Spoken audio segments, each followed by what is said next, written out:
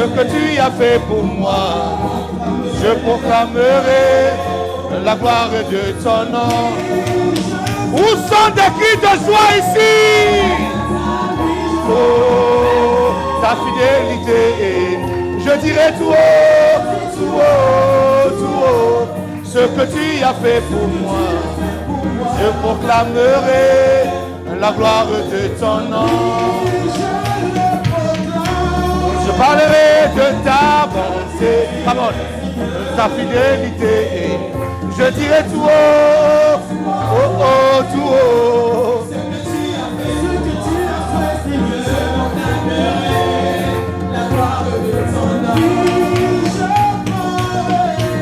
Je parlerai de ta bonté, oh oui, de ta fidélité. Je dirai tout haut, oh oh oh, oh, ce que tu as fait pour moi. Je proclamerai la gloire de ton nom. Où sont des cris de joie ici? Ta fidélité, je dirai tout haut, tout haut, tout haut.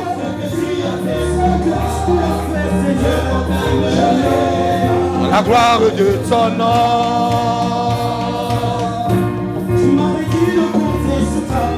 Oh yes. Je n'ai pas hésité.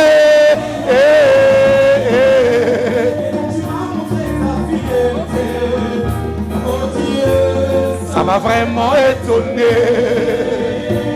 Come on.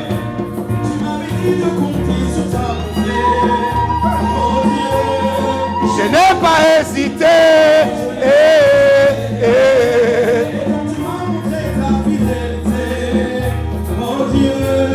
Ça m'a vraiment étonné. Des cris de triomphe. Oh oui, de ta fidélité. Je dirai tout haut, tout haut, ce que tu as fait pour moi. Je proclamerai la gloire de ton nom. Je parlerai de ta bonté, oh oui, de ta fidélité. Je dirai tout haut, oh. Yes. Come on.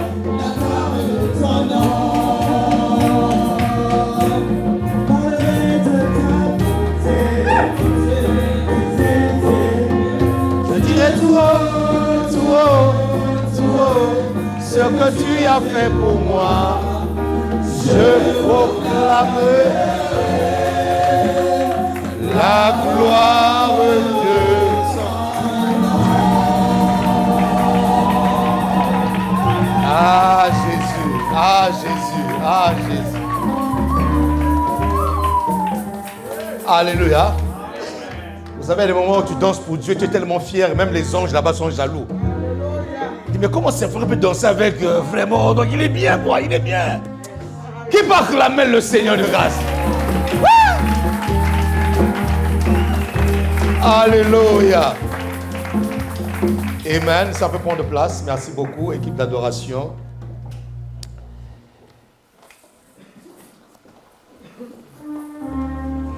Pour cette adoration et louange qui est montée devant le trône de la grâce.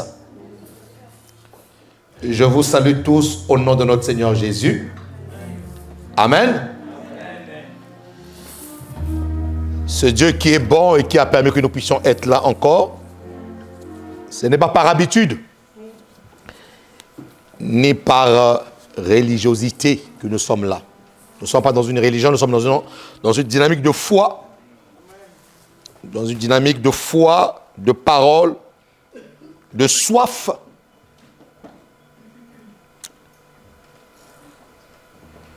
Depuis que j'ai connu le Seigneur, les jours où j'ai raté les cultes, mon ami, ça peut se compter. Pratiquement pas. Sauf si je suis en déplacement. Et même quand je suis en déplacement, je suis dans un lieu de culte. Parce que c'est une sainte convocation que j'aime jamais louper. Amen. Je bénis Dieu pour vous qui avez bravé le froid aujourd'hui. Les températures ont baissé. Mais le maître des circonstances et des temps, on a décidé ainsi. Nous apprenons à bénir Dieu quand il fait froid, quand il fait chaud, quand c'est le printemps, quand c'est l'automne. En tout cas, il reste Dieu. Et ma foi n'est pas conditionnée par rapport au temps. Non. Il y en a qui ont des foi glaciales. Il y en a qui ont des foi chaudes. Il y en a qui ont des foi printanières. Et donc, mes amis, nous gardons la foi. Peu importe les saisons. Toi qui n'es pas venu à l'église ce matin parce que tu avais foi, c'est ta foi. À chacun sa foi. Amen. Nous saluons notre famille, ceux qui nous suivent au travers des médias. Que Dieu vous bénisse abondamment pour votre fidélité, pour vous qui nous suivez de partout. Comme je l'avais dit le dimanche dernier, n'hésitez pas de mettre dans les commentaires d'où est-ce que vous nous suivez. Cela nous encourage de voir qu'il y en a qui sont fidèles. J'allais passer un témoignage, mais le son n'est pas vraiment... Le son, comme envoyé, l'audio comme envoyé n'est pas vraiment terrible. Je ne sais pas... tu peux me passer... Diana, je ne sais pas si on peut passer ça, mettre ça sur le micro ou pas, mais le son n'est pas terrible.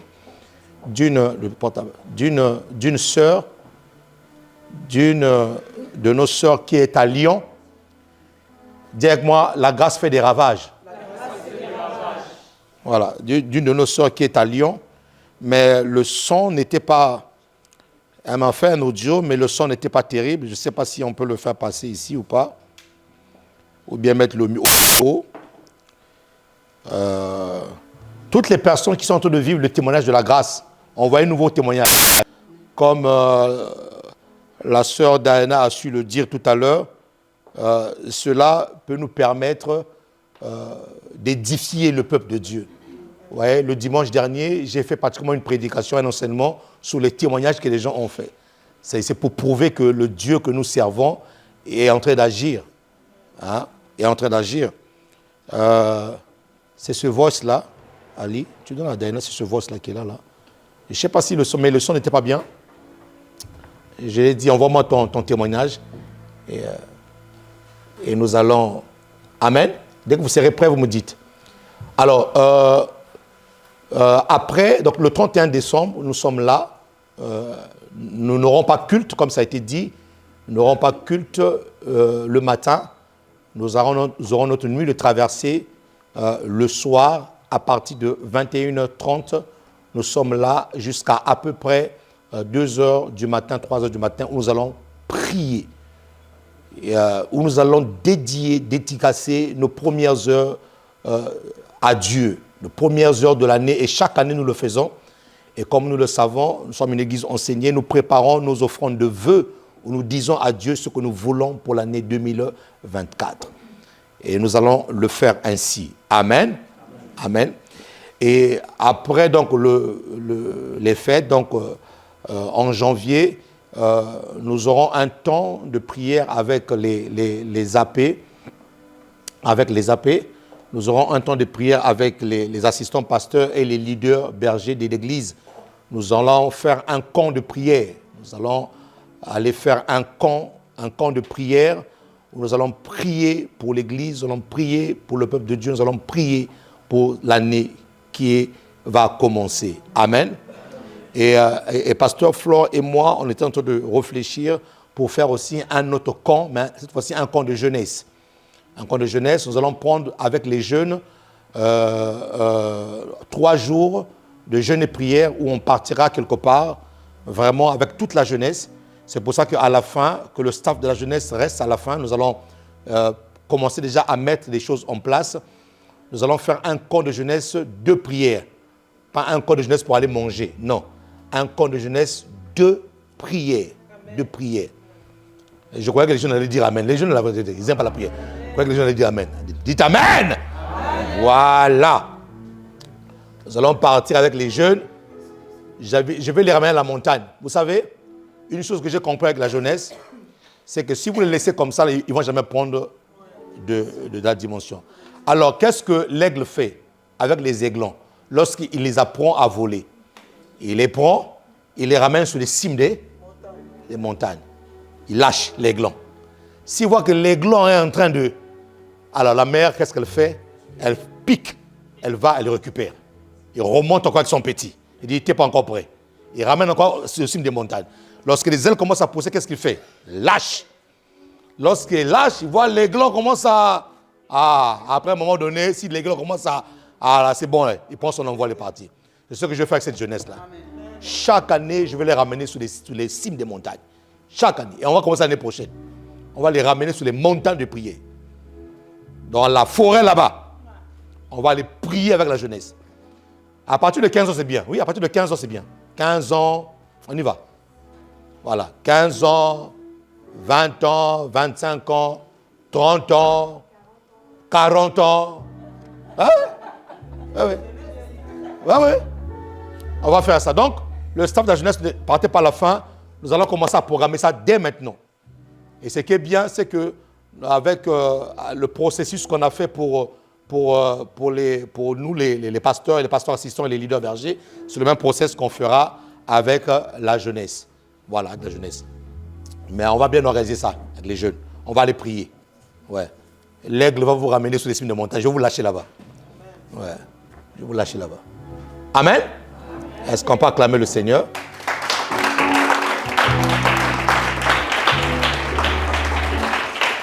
Ok.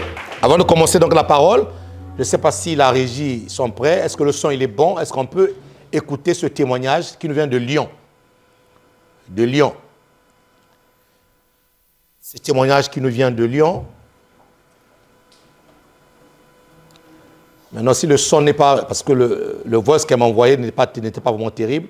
Si le son n'est pas terrible, alors je vais essayer de résumer un tout petit peu.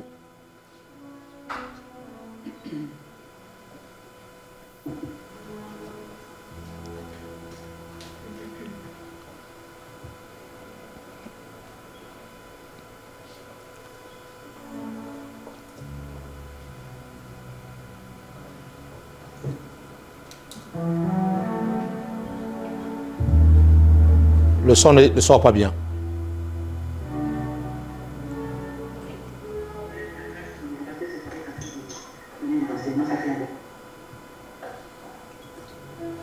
C'est bon? Je suis une parmi vous, les animations, mais moi je suis à Lyon. Bonjour tout le monde, c'est la Catherine. Je vais témoigner à propos des systèmes de la classe qui est passée cette année de donner des enseignements, ça fait un bon moment. Je suis votre sœur, je suis une parmi vous, les animations, mais moi je suis à Lyon. Je suis les prédications des prix à Lyon, précisément dans la ville de Vénétie. Donc c'est tellement beaucoup béni. C'est pour ça que je voulais témoigner.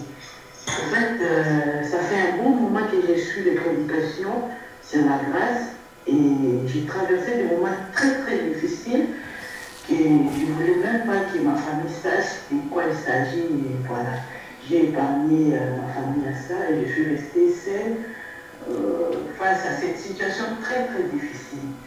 Mais je me suis tombée, comme je suis tous les soirs à Pasteur Saint, je suis tombée sur une des prédications où il parlait de la grâce et à un moment il s'est arrêté pour prophétiser pour les gens. Et moi j'ai mis vraiment la foi, là où j'étais sur mon salon, je me suis levée. Il a posé la question dans la salle, là où il prêchait, qui a besoin de recevoir quelque chose d'ici là. Et c'est que vous allez vous souvenir de cette prédication. Et moi, j'ai levé les mains. Là où j'étais dans mon salon, je me suis dit, moi, papa. Et je me suis mis debout, j'ai dit, mon papa, je vais recevoir quelque chose. Et là, il a commencé à dire, ma fille, là où tu es, ensemble tes pensées et connecte ton ciel. Tout ce que tu as demandé à Dieu, tu l'as maintenant. Et je dis Amen, Amen, avec vraiment force et avec foi. Et le lendemain, à l'heure à laquelle j'ai suivi la prédication, j'ai eu la réponse. J'ai fait J'avais demandé deux choses, mais j'ai eu la réponse de un. Donc, après, j'ai oublié que j'avais demandé. Après, hier, j'ai suivi encore une prédication sur la grâce où le pasteur a fait passer 2 heures devant pour témoigner. Et à la fin, il a dit qu'il avait reçu sur l'Esprit de Dieu un prophétique sur la mort, l'Esprit des morts. Voilà. Et moi, ça fait 3 semaines que j'ai parlé avec Marie, parce que je suis la petite sœur de Maman Marie-Louise. Il y a beaucoup de gens qui me connaissent aussi. Donc, et là, le Seigneur me dit, voilà la confirmation des messages que je t'ai donnés à chaque fois. Il faut prier pour les morts. Et ça m'a pas retenu. J'ai appelé le pasteur pour témoigner l'amour de Dieu. Moi, je vous aime beaucoup, papa et maman, et tous mes frères et sœurs. Je suis pour les prédications et tout, voilà. Donc, je passe toutes les salutations pour ma famille qui a des soucis. Et je sais qu'un jour, on va se rencontrer. Merci beaucoup, la famille. Amen. Voilà le témoignage qui nous vient de Lyon. C'est pour ça que je dis que toutes les personnes qui sont en train de vivre une expérience sous la grâce. Parce que, vous savez, la Bible déclare que Dieu envoie sa parole. Et sa parole fait quoi? Guérit. Voilà, la parole de Dieu guérit. Vous voyez? C'était lors d'une prédication sous la grâce. Et l'Esprit de Dieu a parlé, l'Esprit de Dieu a prophétisé sur la personne. Alors que nous, ici, on ne savait même pas que la personne était dans tout de... Et suivez très bien. Ce qui est important dans ça, c'est que la vidéo a été suivie en décalé. Vous voyez? C'est pour ça que je dis que lorsque une parole est relâchée, la parole de Dieu est authentique, même si tu la suis en décalé. Tu vois? Elle suit souvent les prédications le soir. C'est là où elle est plus calme.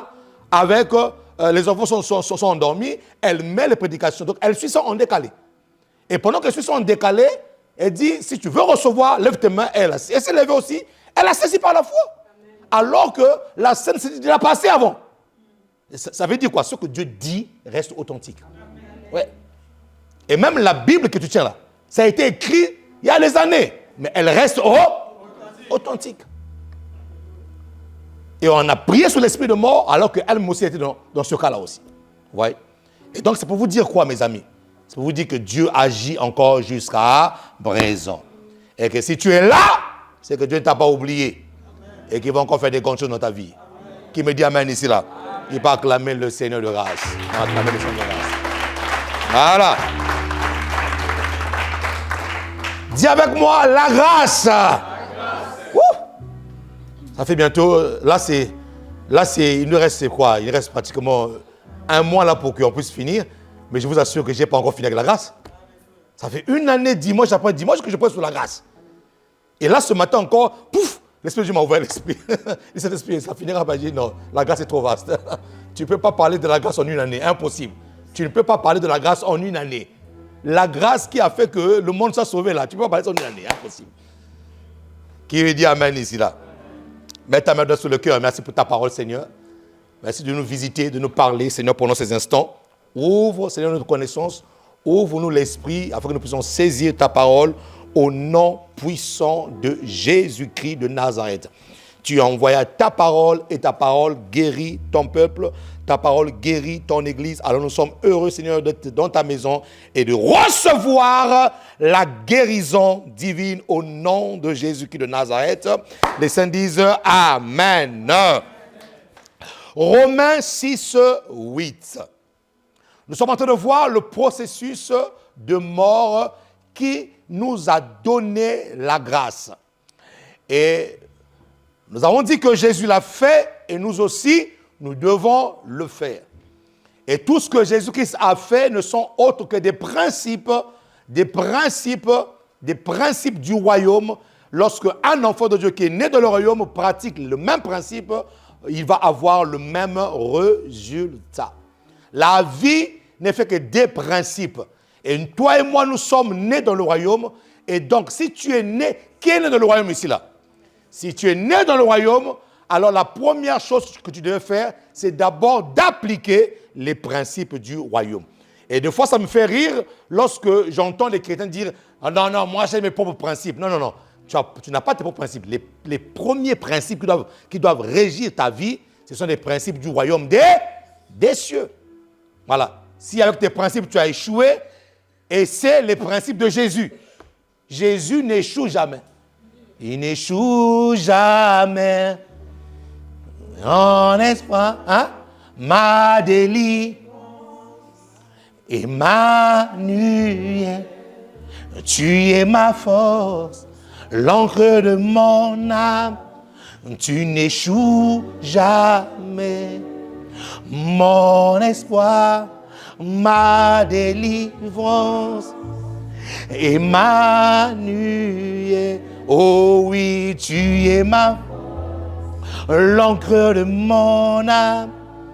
Tu n'échoues jamais, mon espoir, ma délivrance, Emmanuel. Oui, tu es ma, oh l'encre de mon âme, tu n'échoues jamais. Oui, mon espoir, ma délivrance. Emmanuel, tu es ma force, l'encre de mon, tu n'échoues jamais. Oh oui, mon espoir, ma délivrance, Emmanuel, tu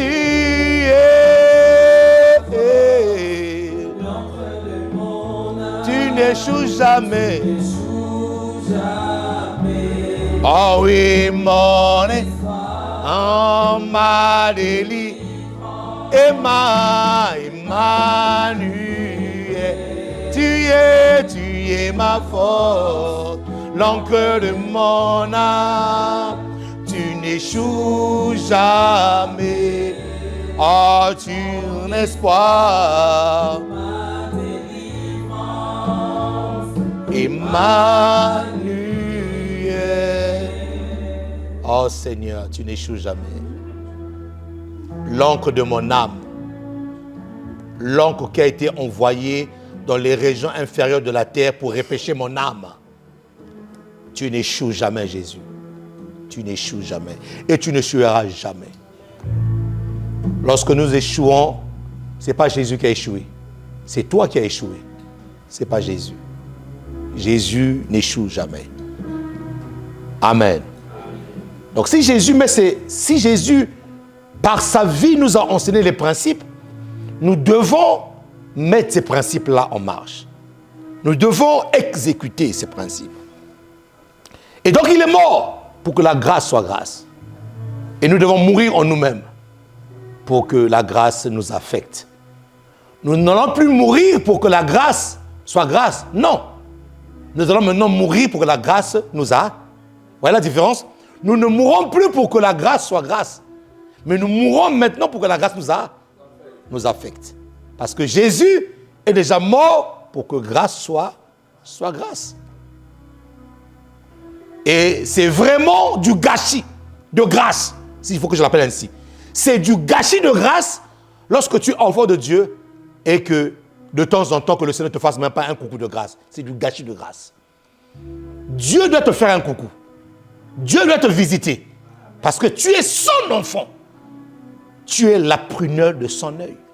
Donc, il faut que la grâce ne soit pas gâchée. Il faut que la grâce puisse nous affecter. Et nous sommes juste dans ce processus de mort qui a fait que la grâce soit grâce. Romains 6, verset 8. Nous avons dit quoi? Or, si nous sommes morts avec Christ, nous croyons, vous voyez, que nous vivrons aussi avec lui. Entre la mort et la vie, il y a la foi. Entre la mort et la vie, il y a la foi. Or, si, c'est une condition, si tu n'es pas mort, tu ne peux pas vivre avec Christ. La condition, c'est d'être mort avec Christ. Mais comment dois-je mourir avec Christ? Va voir la vie de Christ. Comment est-ce que Christ était mort en lui-même avant même que la véritable mort puisse le saisir? Regarde comment est-ce que Christ était déjà un homme mort, bien que vivant. Et je comprends pourquoi est-ce que mon mentor dit souvent, c'est vrai, tu ne peux pas entrer dans le ministère si tu n'es pas d'abord mort. Il faut d'abord mourir. Meurs d'abord. Comment est-ce possible que je peux être en vie, mais en même temps vivant et en même temps être mort? Vivant, ayant la vie, souké, la respiration. Je dégage la respiration, mais je suis mort en moi parce qu'il y a des choses en moi qui ne reflètent pas le royaume des cieux, qui doivent mourir en moi. Vivant, mais en même temps mort. Mort à ton orgueil. Mort à tes désirs, à tes passions charnelles qui remontent à la surface de ta chair et qui te poussent à ne pas vivre la vie de Dieu. La vie de Dieu. Donc, de vivant que tu es, tu dois mourir en toi-même en ce qui concerne l'homme intérieur. L'homme intérieur. Or, si nous sommes morts avec Christ, nous croyons. Donc, la foi en Christ ou avec Christ est précédée toujours par la mort. Beaucoup de personnes ne sont pas agissantes dans leur foi parce qu'ils considèrent trop l'environnement qui les entoure. Alors, qu'est-ce que Dieu a fait pour faire naître en Abraham, dans Abraham, cette véritable foi qui devait être le père de la multitude? Vous savez, quand on peut prophétiser sur toi que tu seras père de la multitude, mais tu ne le seras jamais. Alors, la foi d'Abraham était la foi de ses amulettes, la foi de ses statues, la foi de ces esprits que ses parents invoquaient. Parce que je vous rappelle que Abraham est sorti d'Ur en Chaldée. Les Chaldéens, c'était en Babylonie, en Mésopotamie, mais pas en Babylone. Ce qu'on appelle la Babylone la Grande. Abraham était un adorateur des esprits mauvais. Voilà. Et la foi, c'est pour ça qu'il avait foi en Dieu. La foi qu'il avait déjà dans ces esprits-là, il a simplement... C'est pour ça que lorsque Dieu dit, Abraham, quitte ta patrie. Abraham n'a pas hésité. Il a quitté. Parce qu'il a l'habitude d'entendre les esprits lui parler. Il n'a même pas posé la question de savoir, mais quelle est cette voix qui me parle? Mais cette voix-là, c'est une voix étrangère. C'est une voix que je n'ai jamais connue. Je ne connais pas cette voix-là. Mais comme il était déjà habitué aux esprits, il a entendu une voix ici, il est pas. Il est parti. Et lorsque Dieu lui dit, de Abraham, tu seras Abraham. Le H. Le H, en hébreu, veut dire esprit. Le H, en hébreu, veut dire quoi? C'est-à-dire que Dieu, le H en hébreu veut dire que Dieu est venu rencontrer l'humanité. L'humanité et Dieu ne font plus que un. Et cela se caractérisait même dans le changement des noms. On leur donnait des nouveaux noms. De Jacob, il est passé de Jacob à Israël. Dans Israël, il y a Ish qui veut dire homme. Raël, elle veut dire Dieu. L'homme qui a combattu avec Dieu. Et dans ce combat avec Dieu, il a réussi à faire plus que un avec Dieu. L'humanité qui a rencontré la divinité. Ça, c'est le thème de ma soutenance en juin. Tout le monde est convié. Je vais soutenir en théologie. Comment est-ce que la divinité rencontre l'humanité? Ça va être chaud. Lorsque mon professeur en théologie a vu ce thème, il a dit... Il a commencé à écrire.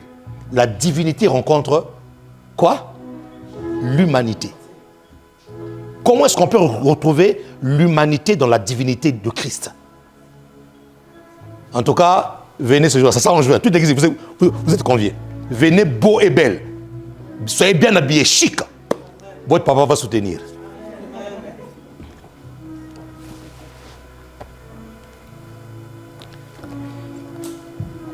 Tu ne t'appellerais plus Abraham, tu t'appellerais Abraham. L'humanité, la divinité est descendue vers l'homme. Le H, l'esprit est venu.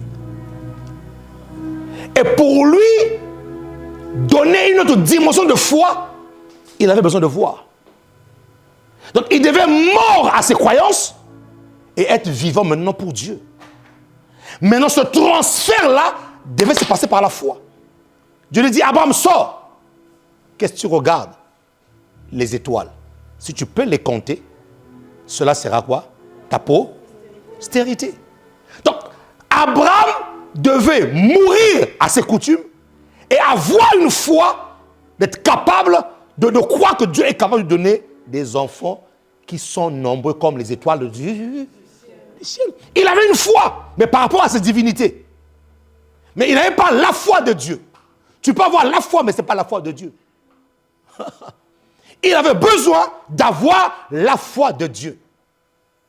Et donc, lorsqu'on dit que tu vas être père de multitude, lui il dit multitude, peut-être que c'est peut-être une centaine ou des milliers ou 10 000. Non. Dieu lui dit, si tu peux. Donc, Dieu a changé la vision d'Abraham. Si tu peux compter le nombre des étoiles. Abraham savait très bien qu'il ne pouvait pas compter le nombre des étoiles. Donc, le nombre qui est au ciel là, Dieu dit, c'est ça ta postérité. Ouais.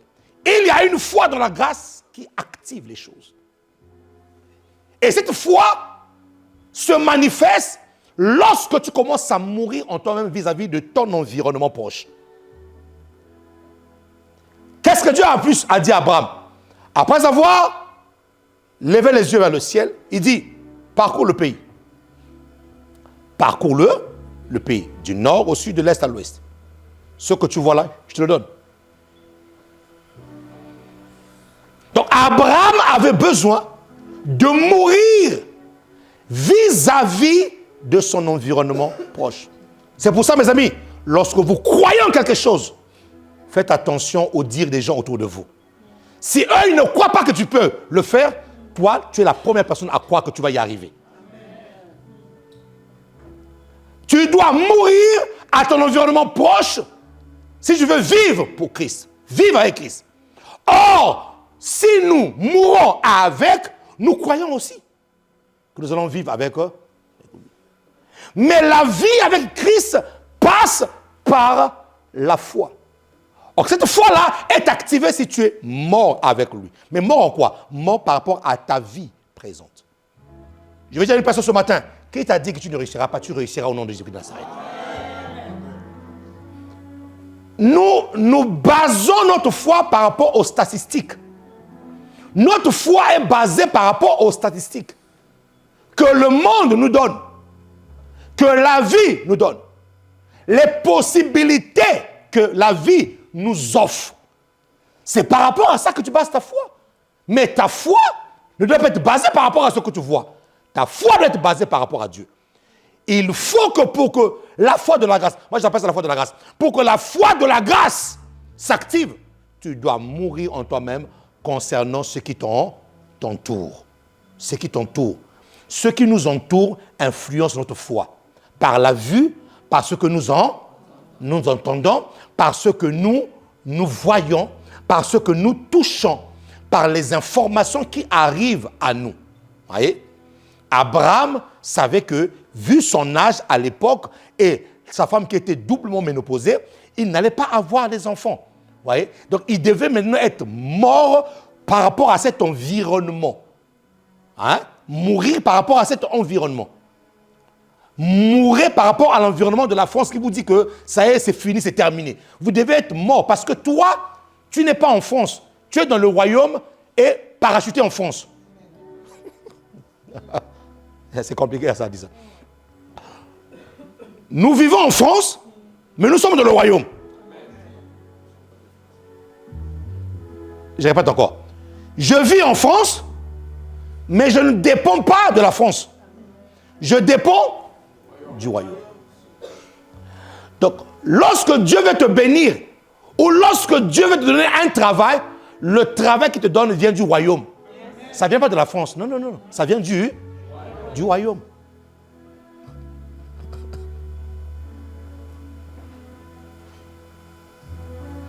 Les opportunités que Dieu veut te donner ne viennent pas de la France. Tu habites en France, mais ça vient du roi. Donc, c'est-à-dire que tu acceptes de mourir de ton environnement immédiat, de ton environnement proche, et tu acceptes de vivre la vie de Dieu. C'est ça. Or, si nous mourons avec Christ, vous voyez, c'est la condition, nous croyons. Donc, il n'y a pas de foi s'il n'y a pas cette mort au préalable. Donc, au fait, la mort de Jésus nous a octroyé, comme je disais tout à l'heure, premièrement, la foi de la grâce. S'il n'y avait pas la mort en Christ, on allait toujours être influencé. Et c'est vraiment dommage que beaucoup de chrétiens se laissent encore influencer par leur environnement proche. On allait encore être influencé par cet environnement. Lorsque tu vois une chose qui est contraire à ce que Dieu t'a dit, il faut dire à la chose que moi, je ne suis pas de ce royaume-là. Amen. Jésus l'a dit. Je ne suis pas de ce royaume. Voilà. Je ne suis pas de ce royaume. Donc, n'ayez pas peur. Et n'ayez pas honte de dire que lorsque une situation affecte les autres, si ça affectait celui-là ou cette personne-là, c'est parce que cette personne-là fait partie de ce royaume-là. Mais moi, ce n'est pas de l'arrogance, ce n'est pas comment dire, de l'orgueil ou de la prétention de dire que cette chose ne me toucherait pas parce que je ne fais pas partie de votre royaume. Oh. Est-ce qu'on parle à quelqu'un ici là? Je ne fais pas partie. Donc, il faut que, pour que cette foi puisse être active, je dois mourir par rapport à mon environnement proche. Oui. Je dois mourir. Et la mort par rapport à mon environnement proche me permet de regarder que Dieu seul. Quand je suis mort à cet environnement-là, quand je peux commencer à dire que mon secours ne viendra pas de mon oncle parce que mon oncle est ministre, ça veut dire que je suis mort à mon environnement. Quand je commence à dire que mon secours ne viendra pas de mon pasteur, parce que mon pasteur ne sait pas être fatigué, tu commences à être mort par rapport à ton environnement. En ce moment-là, tu commences à mettre Dieu au devant de tout. Et là, ta foi n'est plus ta foi une foi basée par rapport aux hommes, ni par rapport à ton environnement. Ta foi est basée qu'à Dieu et à Dieu seul. Je lève mes yeux vers les montagnes, d'où me viendra les secours ne me viennent pas des hommes. Les secours me viennent de l'Éternel qui a créé les cieux là, la terre. Je suis sur la terre, mais je ne dépends pas du ciel. Je dépends du ciel. Je ne dépends pas de la terre, je dépends du ciel. Pour que la foi de la grâce, parce que la mort de Jésus nous a donné la foi de la grâce. Attention, je ne parle pas seulement de la foi tout simplement, je parle de la foi de la grâce.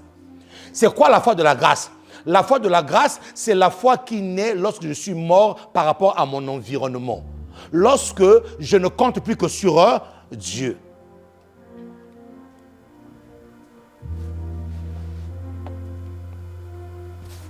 J'ai besoin de ceci. Ah, je pense qu'un tel pourra me le donner.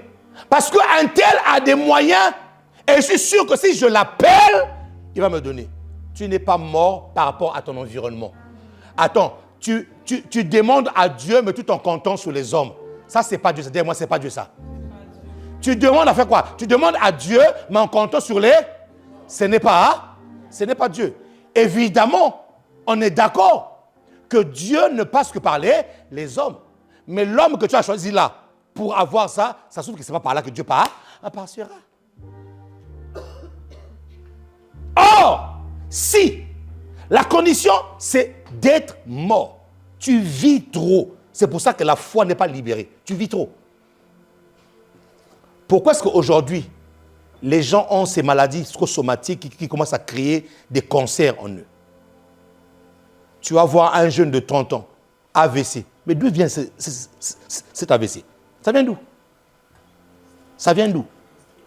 Problème cardiaque. Problème tellement stressé. Est-ce que vous savez que toutes les personnes qui ont en eux le Saint-Esprit ne peuvent pas être stressées? Amen. Ah, bon. Amen. Si vous voulez être stressé, c'est vous. Hein. Moi, en tout cas, j'ai refusé d'être stressé. Toutes les personnes qui ont le Saint-Esprit en eux ne peuvent pas être... Je n'ai pas dit que le stress ne peut pas venir. Le stress peut venir.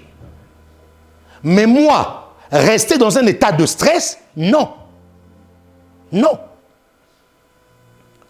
Mon ami, si tu n'es pas mort par rapport à ton environnement, je t'assure que ta foi aura du mal à fonctionner. Regarde ce que le monde nous propose aujourd'hui. Ouvre ta télé, regarde les informations. On dit les informations, il n'y a aucune bonne information. Un jour, j'étais là au journal, j'étais avec ma femme. J'ai dit, mais il n'y a pas de bonnes nouvelles. Il n'y a que de mauvaises nouvelles. On a tué un tel, on a violé, il y a eu ceci là-bas, il y a eu un cambriolage là-bas, là-bas il y a eu une inondation. J'ai dit, mais finalement, vos informations là, c'est que des mauvaises nouvelles. Or, la Bible déclare, venez à moi, vous tous qui êtes fatigués, je vous donnerai du repos. Vous aurez du repos pour vos âmes. Prenez sur vous mon joug. Mon joug est doux et léger et vous aurez du repos pour vos âmes. La Bible, c'est l'évangile. C'est quoi? C'est la nouvelle. C'est la nouvelle quoi? La nouvelle, c'est quoi? La bonne nouvelle. Donc quand tu vois que le monde là est saturé de mauvaises nouvelles, mon ami, ouvre la Bible, va à la bonne nouvelle. Va à la bonne nouvelle. La bonne nouvelle au moins va te rebooster la foi. Le monde nous propose des choses qui sont en train de diminuer notre foi. Qui sont en train de sucer. Ça suce la foi. Ça suce la foi. C'est pour ça que si tu n'es pas mort par rapport à ce que tes yeux te montrent là, mon ami, il faut que tu puisses tuer tes yeux charnels et ouvrir tes yeux de l'esprit. Si tu n'es pas mort par rapport à tes yeux physiques, mon ami, ta foi va être sucée. Ta foi va être sucée. C'est pour ça que Dieu, lorsqu'il a rencontré Paul, il a rendu aveugle. Il a tué ses yeux par rapport au monde et il a ouvert ses yeux par rapport à l'esprit. Qui me dit amen ici là? Qui peut acclamer le Seigneur de grâce?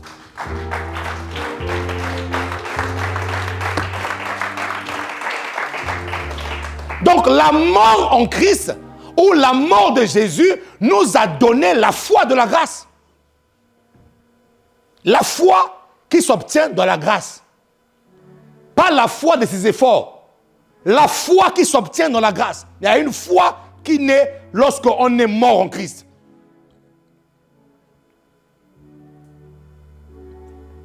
Il y a une foi qui naît. Lorsque tu regardes ta condition, tu dis normalement moi, d'où je suis né, et là où j'ai été élevé, à tel endroit, je ne peux pas rentrer. Mais je te dis que tu rentreras là-dedans. Tu rentreras. Pourquoi? Parce que c'est la foi de la grâce. C'est-à-dire que la grâce est là, mais il y a une foi que je dois activer pour saisir cette grâce-là. Et pour cela, tu dois mourir. Tu dois mourir, mon ami. Notre environnement nous fatigue, mon ami. L'environnement actuel est épuisant et fatigant. Regardez comment est-ce que l'atmosphère devient même lourde. Même quand il fait froid, moins 1 degré, mais l'atmosphère est quand même lourde. Pourquoi? Parce que l'atmosphère lourde, c'est l'atmosphère spirituelle qui est pesant. Les gens pleurent pour rien. Il y a des gens comme ça qui pleurent pour rien du tout. Parce que quelque part, il y a quelque chose qui est enfoui. Il y a une angoisse qui est enfouie dans leur âme. Ils pleurent même sans pourtant. Parce que l'atmosphère est tellement lourde spirituellement. En fait, la personne est en train de faire des efforts. Tu te rends compte que tu fais des efforts, mais tes efforts ne payent même pas. Tes efforts ne payent même pas. Et tu dis que je vais encore redoubler d'efforts. Mais les efforts là ne payent toujours pas. Tu as besoin de la foi de la grâce. Oui. Tu as besoin d'être dans la foi de la grâce, de plonger dans la grâce et d'avoir foi en Dieu.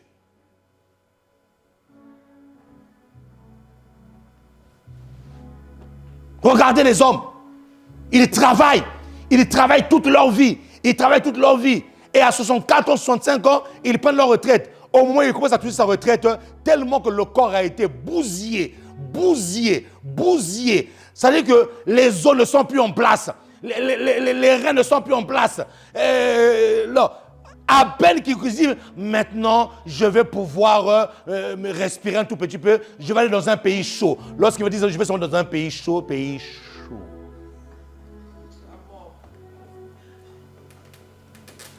Il meurt. Et quand il meurt là, même sa retraite là, L'État récupère ça là, c'est quelque chose d'autre. Est-ce que c'est ça vraiment la vie? Est-ce que c'est ça, mon ami? Non, réfléchissons un peu. Est-ce que c'est vraiment ça? Est-ce que Dieu m'a appelé pour travailler comme ça là? Jusqu'à détruire mon corps et à la fin, au soir de ma vie, au moment où je veux me réjouir un tout petit peu, je meurs. Je déclare sur ta vie que ça t'arrivera jamais.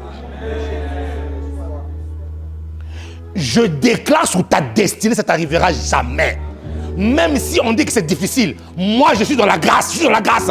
Je veux activer la foi de la grâce et mon papa dans le ciel va étendre sa main, il va agir. Je refuse de travailler comme un esclave. Je vais travailler comme un roi travaille. Un roi, lorsqu'il travaille, il ne se fatigue pas jusqu'à aller voir mal, jusqu'à aller à l'hôpital. Non. Ça, c'est la destruction du corps. Et là où ton corps est fatigué, même ton esprit ne peut pas même pas se mouvoir. À peine que tu veux commencer à prier, tu commences à prier comme ça, tu ronfles déjà. Ça ne t'arrivera pas au nom de Jésus. Ah, quelqu'un me dit amen ici là.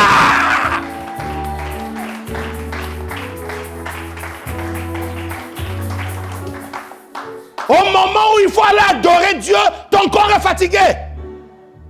On commence à dire à Dieu, papa, toi-même tu comprends. Dieu ne comprend rien du tout. Il comprend que tu es dans la grâce. Il faut que tu te lèves. Il faut que tu t'abandonnes à lui. Arrête de calculer selon le monde. Si tu calcules selon le monde, mon ami, c'est AVC, c'est anévrisme. C'est tout ce que tu veux. C'est les céphalées. Arrête de calculer comme le monde calcule. Et la foi de Dieu. Et la foi de Dieu. J'appelle quelqu'un ici à mourir par rapport à ton environnement. Je te fais sortir de la prison de ton environnement. Ton environnement ne va pas te tuer. Ton environnement ne va pas te détruire. Ton environnement ne va pas t'enterrer. Tu ne mourras pas avant ton heure. Au nom de Jésus. Qui me dit amen ici là?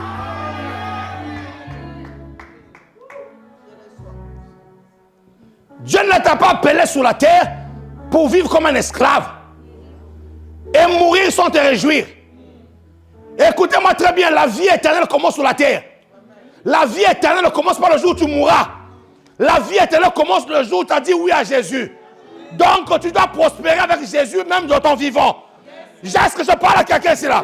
Tu dois prospérer avec Jésus même dans ton vivant. Le problème c'est que tu regardes toi à ton environnement. Ton environnement ne pourra rien te donner. Tu dois mourir dans ton environnement proche et vivre avec Dieu. Est-ce que je parle à quelqu'un ici là?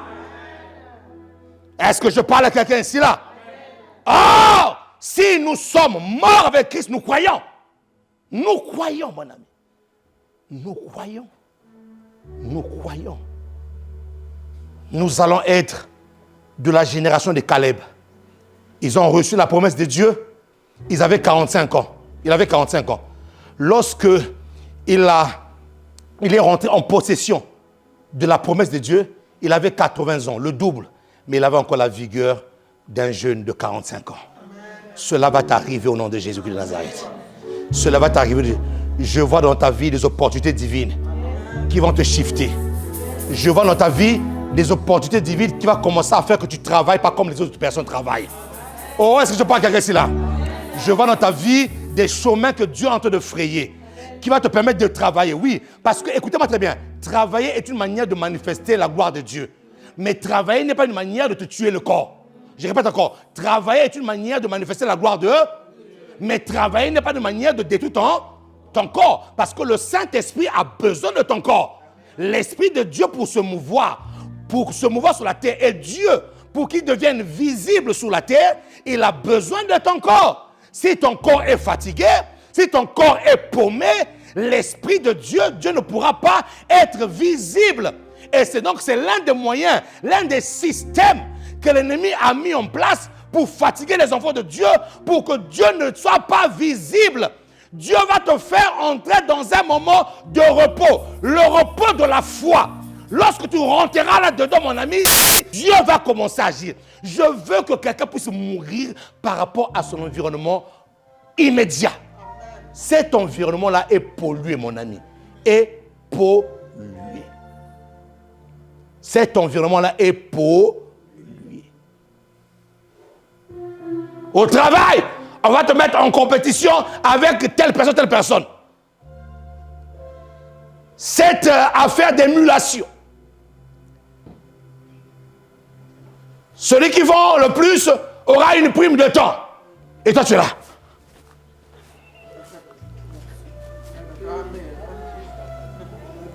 Tu es en train de détruire ton corps. Les objectifs de la semaine. Premier, un tel. Toi, tu es là. Mais en temps là, tu as un os qui est déboîté la gauche là. Tu te réclames. Ça, c'est pas Dieu, ça. Mon ami, ça, c'est pas Dieu. La bénédiction de Dieu ne s'ensuit d'aucun chagrin. Lorsque Dieu bénit, il n'y a pas de douleur derrière ce que Dieu bénit. Il n'y a pas de douleur. Non. Il n'y a pas de douleur. Lorsque Dieu bénit, il te donne aussi le temps de te réjouir de ses bénédictions. Lorsque le monde donne, et tu n'as même pas le temps. Tu as atteint 65 ans, je vais maintenant me réjouir. Tu parles. Tu n'as même pas eu le temps d'aller prendre même 500 € dans ton compte pour payer un billet, aller au soleil. Ça ne t'arrivera pas. Ça ne t'arrivera pas. Ça ne t'arrivera pas. Ça ne t'arrivera pas. Si tu es vraiment dans la grâce, écoute-moi bien, ça ne t'arrivera pas. Ça va être une période de ta vie. Ça va être un épisode de ta vie, tout simplement. Mais ça ne va pas perdurer comme ça. Non. Reçois dans ta vie les opportunités divines. Reçois dans ta vie les portes ouvertes. Reçois dans ta vie des moments où tu vas travailler, mais tout en gardant ta bonne santé pour servir ton Dieu. Reçois dans ta vie cette manière de faire des choses. Pas cette manière de faire des choses qui te suce ton énergie. Au moment où tu vas adorer Dieu, tu n'as plus la capacité d'adorer Dieu. Ça là, si tu es exposé au son de ma voix, j'annule ça dans ta vie. J'annule cela dans ta vie au nom de Jésus. Et cela va commencer à affecter ta vie. Si tu le crois, dis avec moi Amen ici là. Amen. Cela va affecter ta vie. Cela va affecter ta vie. Cela va affecter ta vie. Amen. Au nom de Jésus. La mort en Christ nous donne la foi de la grâce. Si je ne suis pas mort, la foi n'agit pas. Or, si nous mourons avec, nous croyons que nous allons vivre. Voyez? Donc, entre cette mort et cette vie de Christ, il y a la foi. Et cette foi est activée lorsque tu es mort par rapport à ton environnement proche. Je vais te le répéter ça pour que ça rentre en toi. Tu dois mourir. Tu dois mourir par rapport à ton environnement proche. Et très bien, celui qui est plus que toi au travail ou dans ce que tu fais n'est pas le meilleur. Non. Ne sois pas complexé par rapport à cela. Non. Découvre ce que Dieu a déposé en toi, fais-le sortir et crois. Et la foi en Dieu. Travaille sur ça et avance. Qui me dit amen ici là? Qui me dit amen ici là? Regardez 1 Pierre 2, 24. Regardez 1 Pierre 2, 24. 1 Pierre 2, 24. Lui qui a porté lui-même nos péchés en son corps sur le bois, afin que, morts au péché, nous vivions pour la justice. Voyez?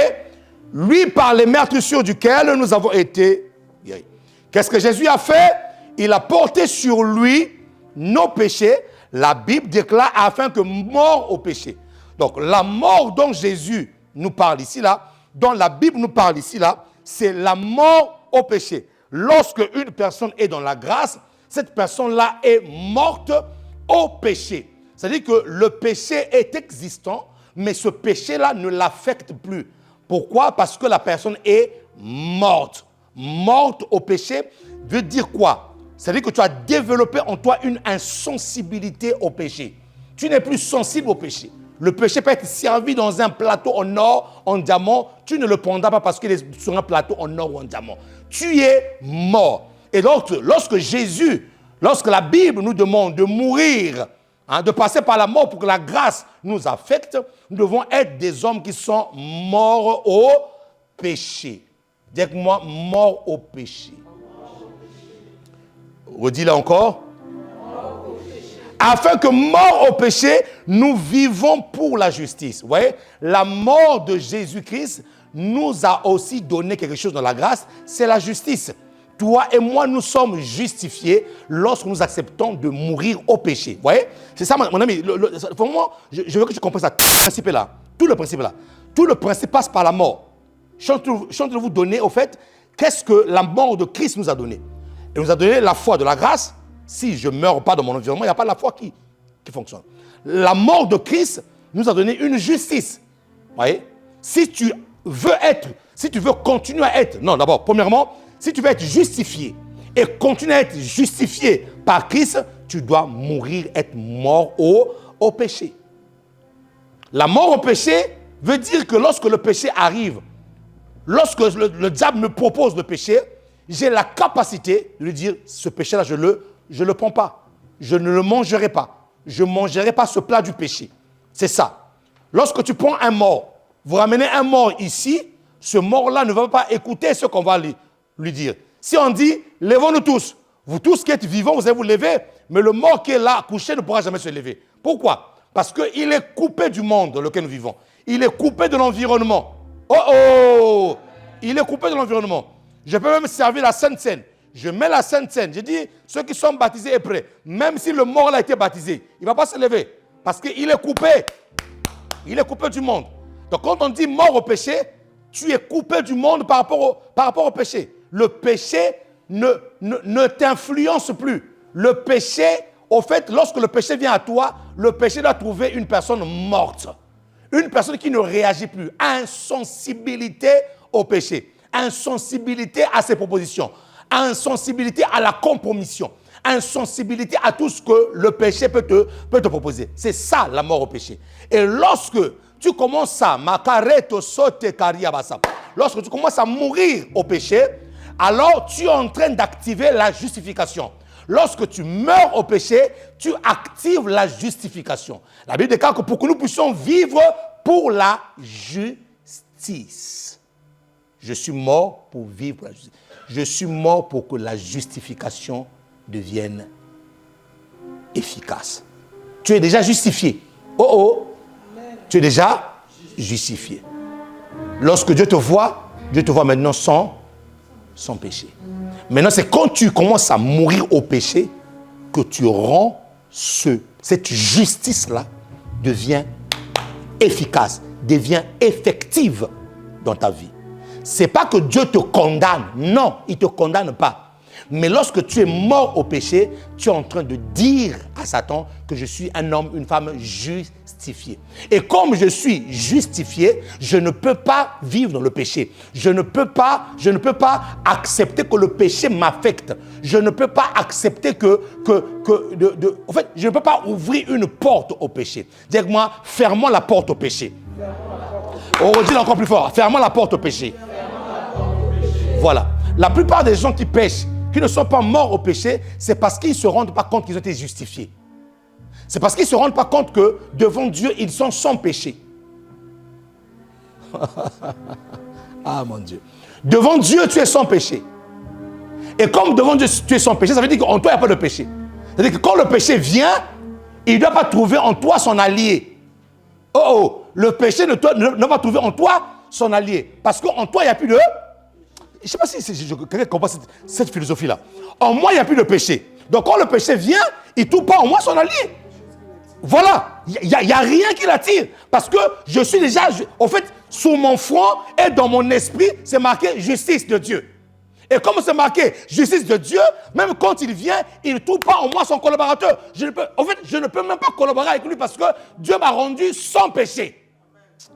Dieu a changé ma nature. Qui va acclamer le Seigneur? Il a changé ma nature. Waouh!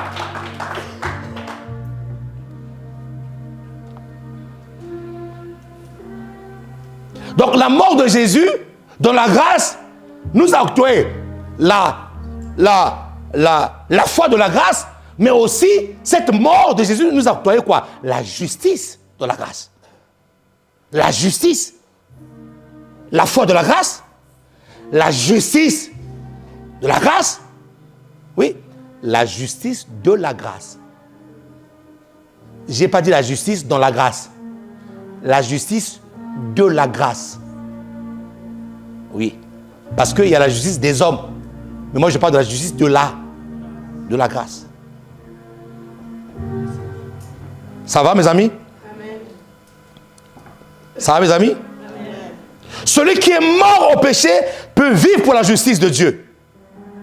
Donc, vivre dans la grâce. Celui qui est mort au péché peut vivre pour la justice de Dieu. Et cette personne peut vivre alors dans la grâce.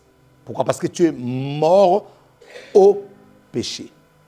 Tu deviens insensible au péché. Le péché ne trouve pas en toi un partenaire. Le péché ne trouve pas en toi quelqu'un avec qui il va collaborer.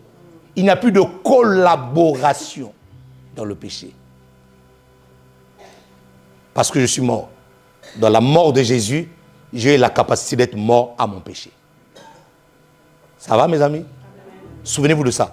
Dans la mort de Jésus, j'ai la capacité de mourir. Je n'ai pas dit que la tentation ne viendra pas. Si, la tentation c'est là. Tout le monde est tenté. Tout le monde. Ouais. Même celui qui crache le feu là. Tout le monde est tenté. Mais la tentation n'est pas le péché. La tentation devient péché lorsque tu passes à l'acte. Oh, ça va, mes amis? La tentation devient péché lorsque cette tentation-là est consommée. C'est en ce moment-là que la tentation devient péché. Donc, la foi de la grâce, la justice de la grâce, je suis justifié, je suis déclaré non coupable. On ne peut pas me condamner. C'est pour ça que lorsque l'évangile vient à toi, l'évangile ne vient pas à toi pour te condamner. Jamais l'évangile a été annoncé pour condamner quelqu'un. Jamais. On ne te condamnera pas. Il y a une différence entre te montrer ton péché et te condamner. La plupart du temps, on va te montrer ton péché. On te dit, tu as péché à tel endroit. Mais on n'a pas le pouvoir de te dire que non, tu es condamné. Non, non, non, non, non, non, non. Justement, la bonne nouvelle est venue pour que cette condamnation soit ôtée de ta vie. Le Christ est venu pour que cette condamnation-là soit ôtée. Romains 8, il n'y a donc plus de condamnation pour ceux qui sont en Christ. Il n'y a plus de condamnation. Voilà. Qui me t'amène ici là? La justice. Tu es justifié. En toi, il n'y a rien que Satan puisse réclamer. Il n'y a rien.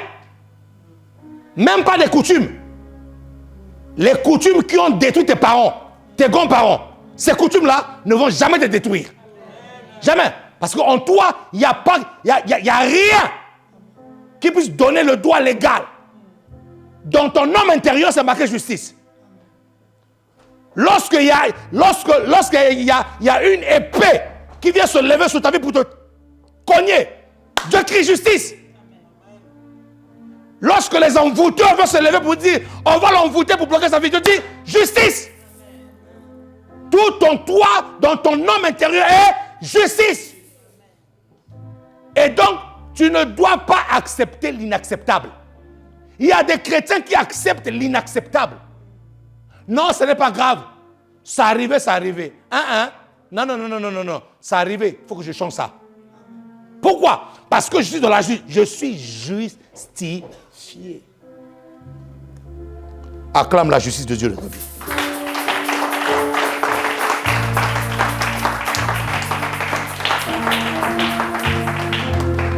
Alléluia. Amen. Alléluia. C'est pour ça que deux fois dans la vie, ne cherchez même pas à vouloir faire votre propre justice. Non. La Bible déclare que la colère de l'homme n'accomplit pas la justice de Dieu. Non, non. Mon ami, Dieu sait justifier une personne. Dieu sait justifier son peuple. Celui qu'on a dit que non, il était vraiment, voilà, poubelle. Le jour où Dieu décide de te justifier, Dieu va te justifier devant leurs propres yeux. Comme ça. Le jour où Dieu te justifie, il va s'arranger que tous tes ennemis soient au rendez-vous ce jour-là. Mon ami, Dieu est terrible. Hein? C'est pour ça que quand tu es en colère là, ne cherche même pas, reste tranquille. Et je comprends pourquoi c'est quand même le principe de Jésus-Christ dit, on te gifle sur la joue droite, tends la joue gauche. On te gifle sur la gauche. Non, même si tu es ceinture noire, 20e dan, c'est pas grave. Cache ta ceinture.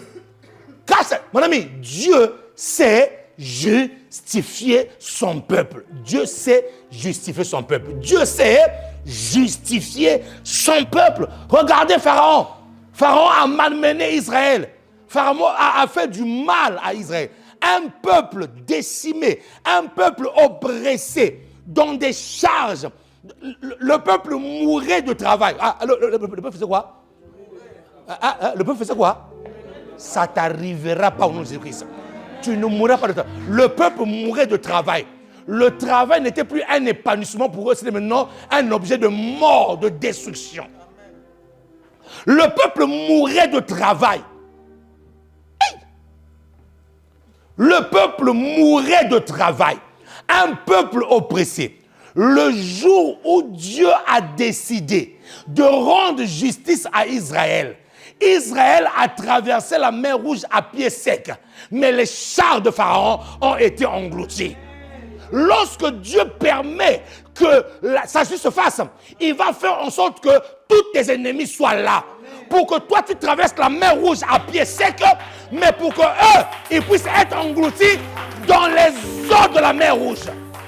Pour toi, dans la justice de Dieu, la mer Rouge s'ouvrira. Mais pour eux, dans la justice de Dieu, la mer Rouge se refermera sur eux. À qui me dit amen ici là?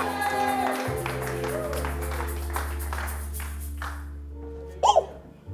Ça m'a fait du bien pour moi-même aussi. Alléluia. Oh, ça frère, alléluia. J'aime ça. Pour toi, dans la justice de Dieu, la Bible déclare que la mer Rouge s'ouvrira. Tes pieds ne seront pas mouillés. Les crocodiles ne vont jamais ouvrir leur bouche. Lorsqu'ils vont chercher à ouvrir leur bouche, il y a un muraille qui est là qui les empêche de pouvoir prendre tes pieds, de pouvoir manger tes doigts ou manger tes orteils. Ils ne toucheront pas. Pourquoi? Parce que Dieu est en train de te justifier en ce moment-là. Quand Dieu te justifie, ce qui était impossible devient possible. Toi, tu vas traverser la mer à pied sec. Mais lorsque le Pharaon passera, ceux qui t'ont oppressé, ceux qui ont dit des méchancetés, ceux qui ont déclaré de mauvaises choses dans ta destinée, oh, la justice de Dieu aussi va se lever, non pas pour les sauver, mais pour les engloutir. Car il est de la volonté de Dieu de rendre l'affliction à ceux qui nous causent l'affliction. Ne te justifie pas, mon ami. Ne te justifie pas. Ta colère n'accomplira pas la justice de Dieu. Non, non, non. Au contraire, ta colère va te faire des erreurs. Non, reste calme. S'il y a un Dieu dans les cieux, ce Dieu-là, il justifie.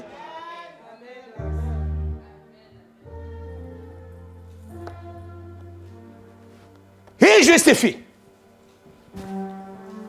Il justifie. Et même si cette personne-là est morte, ou il ne sera pas le jour où tu seras en train de justifier, il y aura un témoin qui était avec lui ce jour-là qui sera là. Il y aura un témoin. Dieu va s'arranger que ce jour-là, quand tu faisais ça, il n'était pas seul, il était avec moi, deux, trois personnes. Lui, il est mort, mais les deux là sont restés pour voir quand même. Qui peut acclamer le Seigneur ici, là, qui peut acclamer le Seigneur ici.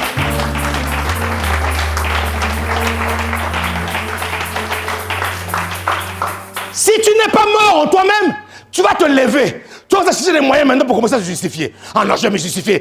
Non, non, non. Parce que tu n'es pas mort en toi-même. Accepte de mourir en toi-même et laisse Dieu te justifier. La Bible dit que ceux qui sont morts en Christ, ils vivent pour la justice. Ils vivent pour la justice. Ils vivent pour la justice de Dieu. Ils sont là dans la justice de Dieu. Voilà. Ils sont là tranquilles. Ils ont le cœur en paix. Dis-moi cœur en paix. Dis-moi encore cœur en paix. Ceux qui sont morts et qui vivent dans la justice, ils ont le cœur en paix. Une personne justifiée a un cœur en paix. Malgré le mal qu'on lui a fait, dans son cœur, il est tranquille. Malgré le mal qu'on lui a fait, dans son cœur, il est en paix. Il est en phase avec lui-même, un, en phase avec son Dieu, deux. Il est en phase avec lui-même, un, en phase avec son Dieu. Il est en paix. Qui me l'amène? Depuis que tu t'es justifié là, ça t'a ramené quoi? Que palabre sur palabre. Problème sur problème. Pourquoi? Parce que ce n'est pas la justice de Dieu. Parce qu'au moment où toi tu veux te rendre justice, ce n'est pas le temps de Dieu pour rendre justice. Non, non, non. Dieu a un temps de justice. Dieu a un temps de justice. Et ça peut sembler lent à attendre. Mais c'est là jusqu'à quand? Il a un temps de justice. Qui me dit amen ici là? Qui me l'amène ici là? Amen. Les gens dans vos vies, écoutez ce que l'Esprit me dit. Les gens dans vos vies doivent récolter ce qu'ils ont sémé. Amen. C'est une loi. C'est une loi. Que tu sèmes ce qui est bon, tu récolteras ce qui est bon. Tu sèmes ce qui est mauvais, tu récolteras ce qui est mauvais. Tout ce qu'on a sémé dans vos vies qui était mauvais là, ils vont le récolter. Ça, c'est la justice de Dieu. Mon ami, c'est la justice de Dieu. Donc, pas de nervosité. Au contraire, si le diable te pousse à te nerver comme ça, là, c'est parce qu'il veut t'enlever le nombre de vies. Parce que la colère raccourcit le nombre de vies. S'il te plaît, sois joyeux, parce qu'au moins la joie, ça rallonge le nombre de durée de vie. Donc, ne t'énerve même pas. Le but du diable, c'est de t'énerver pour que tu commences à rendre ta propre justice. Alors, quand tu commences à rendre ta propre justice, Dieu n'est plus là. Non, non, non. Sois tranquille. Reste calme. Ça fait mal. Mais Jésus-Christ a dit, même si ça fait mal, je vous donne ma paix, je vous laisse ma paix. Il a laissé la paix. Jésus-Christ a laissé la paix. Parce qu'il savait que non, son peuple allait être martyrisé. C'est pour ça qu'il a laissé la paix. Il savait que son peuple allait passer par des moments difficiles. Il a dit, la paix est là. Toutes les fois qu'il y aurait une piqûre, prenez ma paix, frottez la paix sur le cœur, restez tranquille. Voilà. Laissez la vengeance à Dieu. Laissez la justice à Dieu. Parce que nous sommes morts. Lui va te dire, non, tu es Yuma, c'est pas grave, je suis mort. Je suis Yuma parce que je suis mort.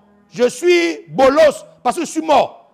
J'accepte de tous les noms. En fait, tous les noms que tu me donnes là, je le prends sur moi parce que je suis un homme mort. Parce que je t'avoue que si j'étais vivant, ça n'allait jamais se terminer comme ça là. Avant que tu termines le premier mot là, j'ai déjà bondi sur toi. Hey! Dieu nous a libérés. Hein? Avant que tu termines. Non, après. Avant que tu termines le premier mot là.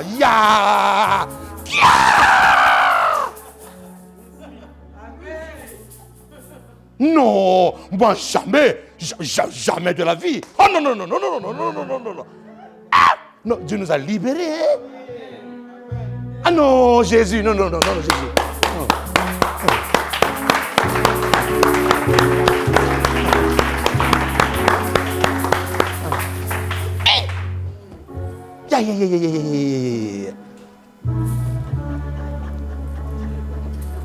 Papi, tu n'as même pas encore fini le premier mot là.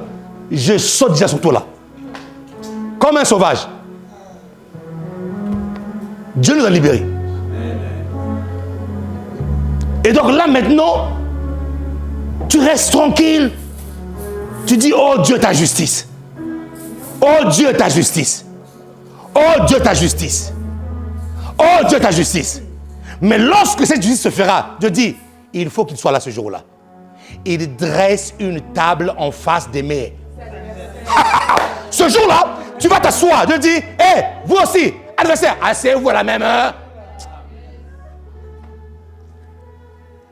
Ça ne sera pas une invitation normale. Une invitation forcée. C'est-à-dire que même si tu refuses de t'asseoir là, les anges vont te pointer, assieds-toi là. Pourquoi? Parce que mon Dieu veut rendre justice. Mon Dieu de justice veut rendre justice. Ah, tu croyais que quand j'étais mort à des injures, tu croyais que j'étais un bolos. Dieu va rendre justice maintenant. Ah, tu croyais que quand j'étais mort à tes paroles, tu croyais que j'étais un moins que rien.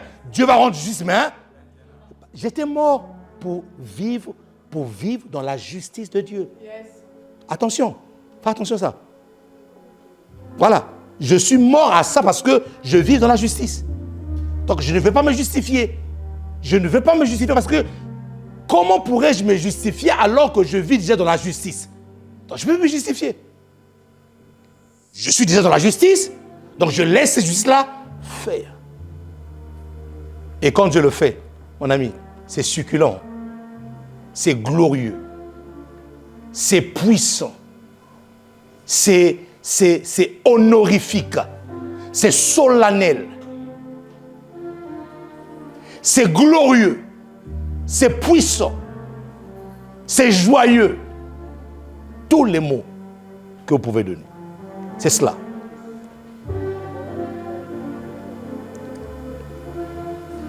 Ah mon Dieu.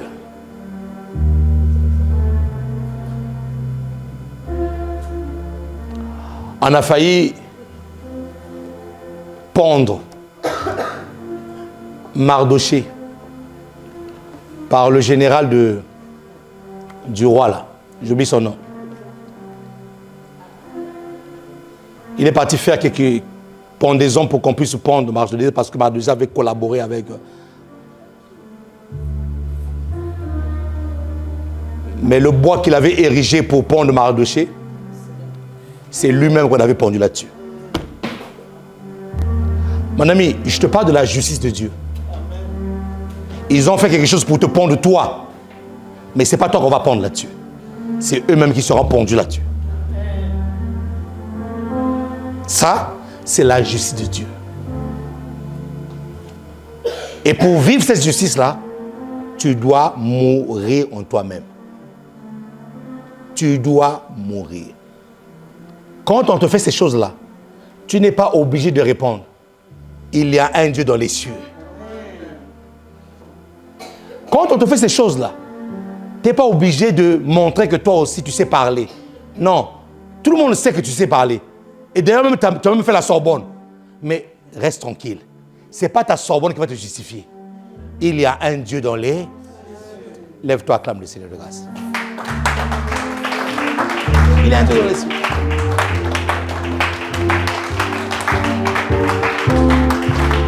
Il y a un Dieu dans les cieux.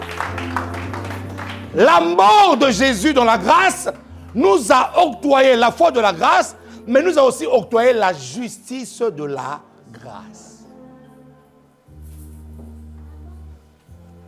Le dimanche prochain, on va continuer pour continuer à voir les choses que la mort de Christ nous a données dans la grâce. La foi de la grâce. Pourquoi? Parce que je suis mort à mon environnement. Je ne regarde plus les choses qui sont autour de moi parce que je risque d'étouffer ma foi. Je compte qu'à Dieu et à Dieu seul. Deuxième chose, je suis justifié. Peu importe ce que les hommes peuvent faire, je suis dans la justice. Et comme je suis déjà dans la justice, je ne peux plus chercher ma propre justice. Je ne cherche plus ma propre justice. Ma colère ne va rien accomplir. Rien.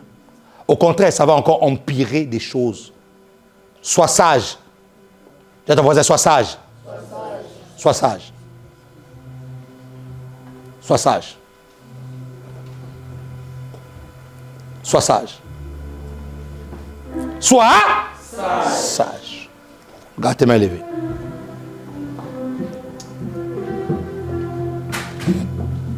Joue jamais mon esprit,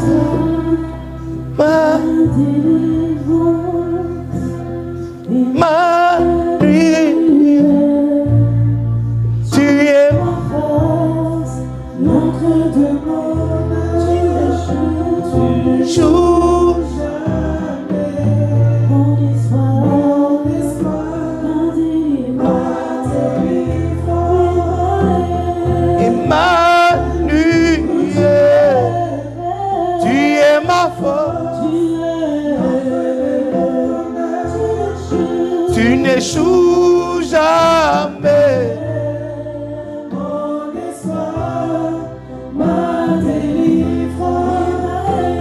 Et ma nuit,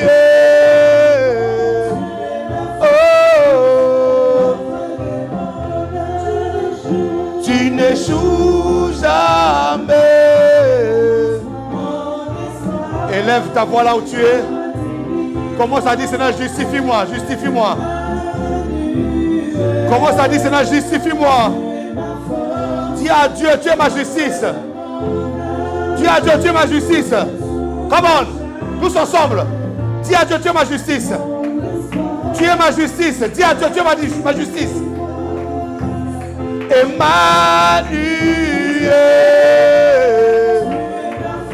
Tu es ma justice. Tu n'échoues jamais. Oh, tu es ma justice.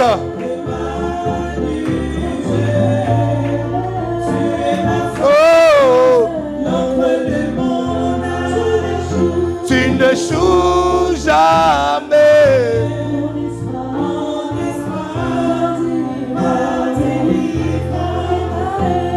Emmanuel. Oh,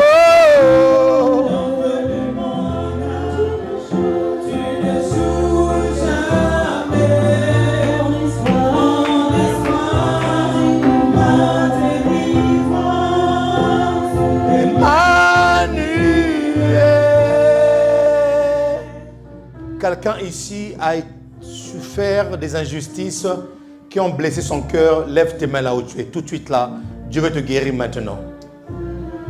Dieu guérit maintenant.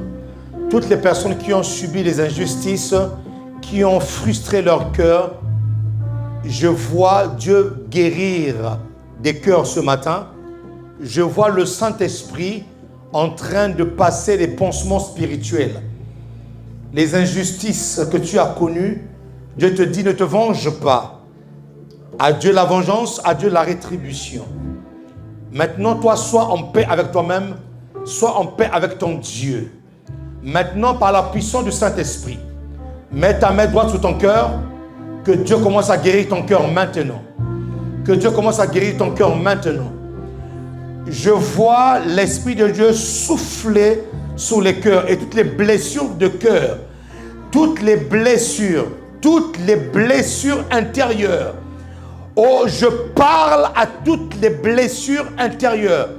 Ces blessures ont bloqué ta vie. Ces blessures ont réduit le champ visuel de ta vie. Par le nom puissant de Jésus, que Dieu te libère maintenant. Et quand je dis maintenant, je vois une décharge. Je vois un poids quitter le cœur de quelqu'un ici là. Si tu as envie de crier, crie. Ça sera le cri de ta liberté. Si tu as envie de pleurer, pleure. Ça sera les pleurs, les larmes, les dernières larmes que tu fasses couler par rapport à cette douleur-là. Je vois le Saint-Esprit enlever un poids dans... Oh my God, oh my God. Joachim, donne-moi un fond de synthèse prophétique, s'il te plaît. Je vois le Saint-Esprit guérir les cœurs ici, là. Je vois l'Esprit de Dieu enlever un poids sur son cœur. Un poids. Il y a un poids. Il y a un poids qui part là.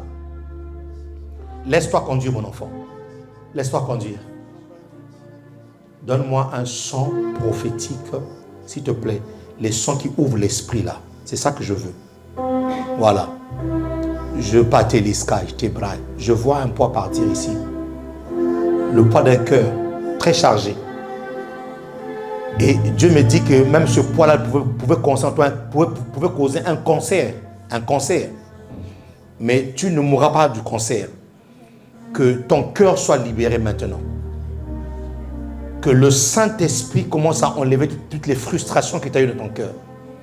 Que le Saint-Esprit commence à essuyer tes larmes.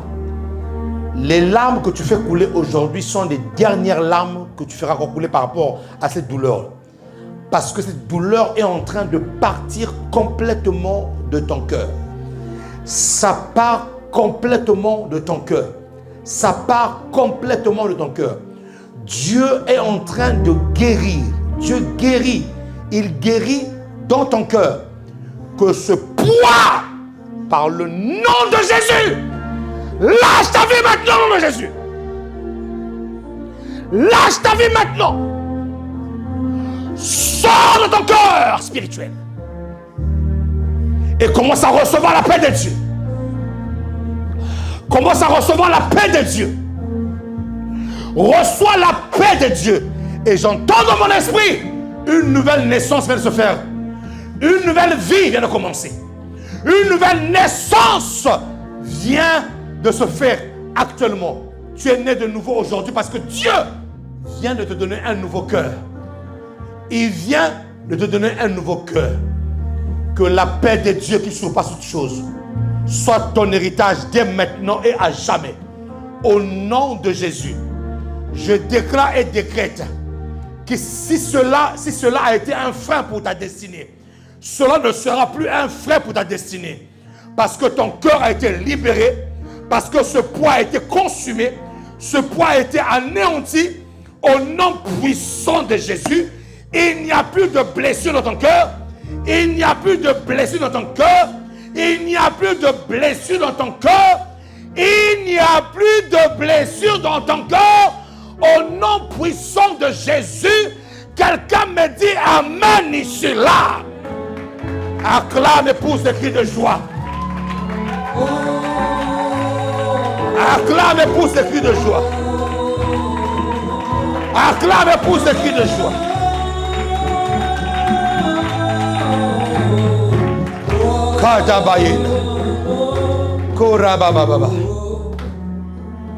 Dieu me dit ceci. Il y a des personnes qui ne savaient plus aimer à cause de leur frustration.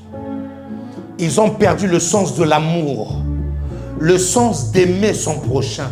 Parce que dans leur cœur, l'amour a été dissous complètement. Parce que dans leur cœur, l'amour, l'expression même de l'amour ne faisait plus partie de leur cœur. Tu sauras maintenant comment aimer. Il y a des personnes qui avaient du mal à donner de l'amour et on les condamnait. On disait, mais il ne sait pas aimer. Il n'aime pas les gens. Non. C'est parce qu'il n'y avait plus de place de l'amour dans son cœur. Et Dieu a restauré cela aujourd'hui. Dorénavant dans ton cœur, il y a la place de l'amour. Il y a la place pour aimer. Et il y a la place pour donner de l'amour à ceux qui en avaient besoin. Qui me dit Amen ici là. Qui me dit Amen ici là. Acclame le Seigneur Jésus. Merci Seigneur. Et vous allez voir ce que la justice de Dieu va faire dans vos vies. Ceux qui sont baptisés et prêts, nous voulons passer à la table du Seigneur. Père, merci pour ton sang, merci pour ton corps. Nous l'acceptons, nous le buvons, nous le mangeons, tout en nous souvenant que tu t'es donné. C'est ta vie que nous prenons aujourd'hui dans notre vie, au nom de Jésus, afin que nos vies soient, Seigneur, la sienne, au nom de Jésus-Christ de Nazareth. Que ton nom soit élevé. Les saints disent Amen.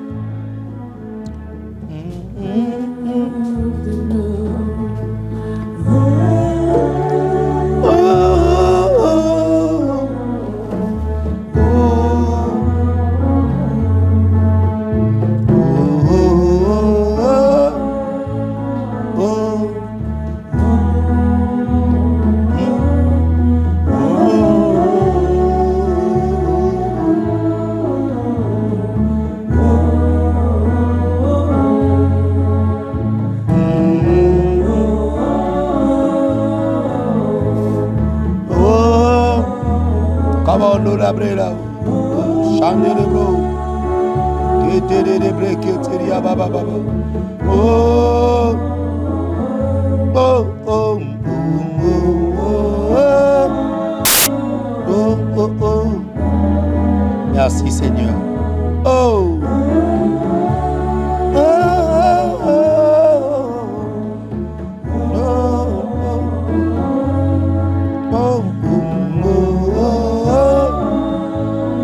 Merci Yahweh. Oh yes.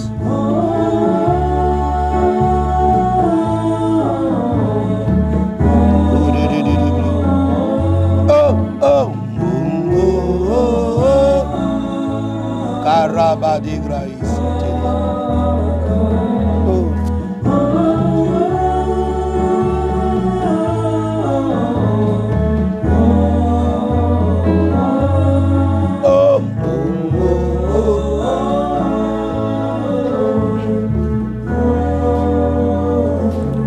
Prenons tous le corps de notre Seigneur Jésus.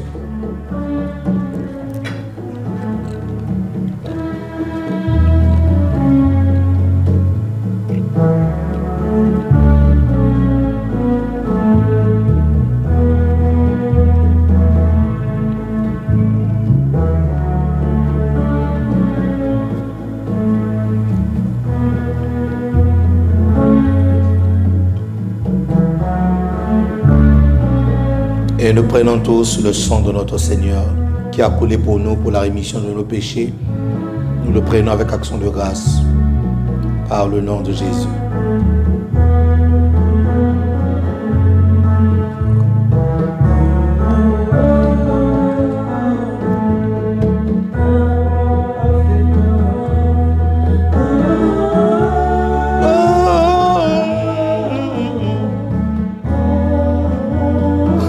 Est-ce qu'on peut tous se lever dans sa présence, devant nous, dans la présence de Dieu? Tous ensemble.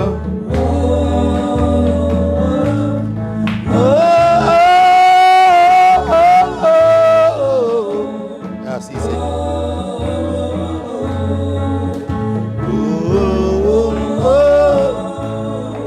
Amen.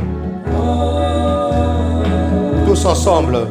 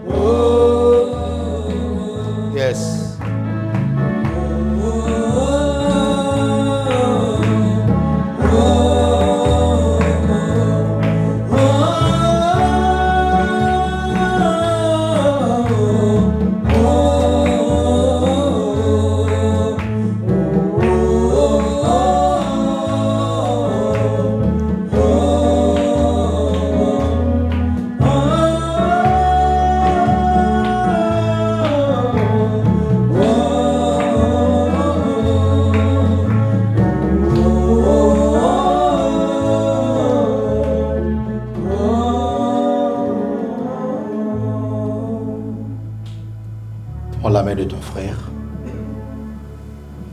La mort de Jésus nous a donné la foi de la grâce. Elle nous a donné la grâce en général, mais dans cette grâce-là, elle nous a donné la foi. Dans cette même grâce, il nous a donné la justice. Toutes les personnes qui ont été exposées au son de ma voix aujourd'hui, je déclare dans votre vie la saison de la justice de Dieu.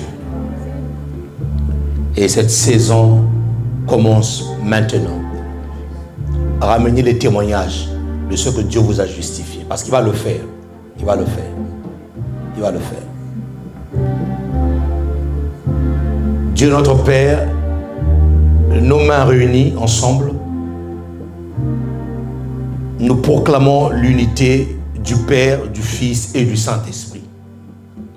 Nos mains réunies ensemble, nous croyons que nous sommes un dans cet élan d'amour et nous croyons que nous sommes un dans ta mort et nous croyons que nous sommes un, Seigneur, dans la foi de la grâce que tu nous as donnée et nous croyons que nous sommes un dans la justice de Dieu et que nous croyons que cette église est justifiée et que nous croyons que chaque membre, chaque peuple, chaque personne dans cette église est justifiée et que dorénavant, Seigneur, après ce message, tu nous fais entrer dans cette saison de justice de Dieu. Tu te lèves de là où tu es et tu commences à confondre nos ennemis. Tu te lèves de là où tu es et que tu commences à faire briller ta justice sur nos vies. Et ton peuple se réjouira. Et ton peuple t'adorera. Et ton peuple te louera. Parce que tu es le Dieu qui est capable de s'élever. Tu es le Dieu qui est capable de réjouir un cœur. Tu es le Dieu qui est capable de prendre part au combat. Tu te lèves et tu prends part au combat. Là où ton peuple a été combattu, tu descends dans le combat avec eux. Et tu proclames ta justice. Au nom de Jésus, je déclare et décrète qu'en cette début de semaine, ce peuple est béni de Dieu. Et que la justice marche devant nous comme étant un guide. Et que la foi est derrière nous comme étant un bouclier. Père, nous te prions. Fais cela. Glorifie ton nom. Et que ton peuple témoigne ta grandeur et ta puissance. Au nom de Jésus, les saints disent Amen. Nous poussons des cris de joie et nous acclamons Jésus. est acclamé. Jésus est élevé. Jésus est proclamé. Que Dieu vous bénisse. Que Dieu vous garde. Que Dieu vous soutienne. Au nom de Jésus. Soyez bénis. Salut ton frère. Salut ta soeur. Merci de m'avoir écouté. Je vous bénisse. Merci. Bon dimanche à tous. Je vous bénisse.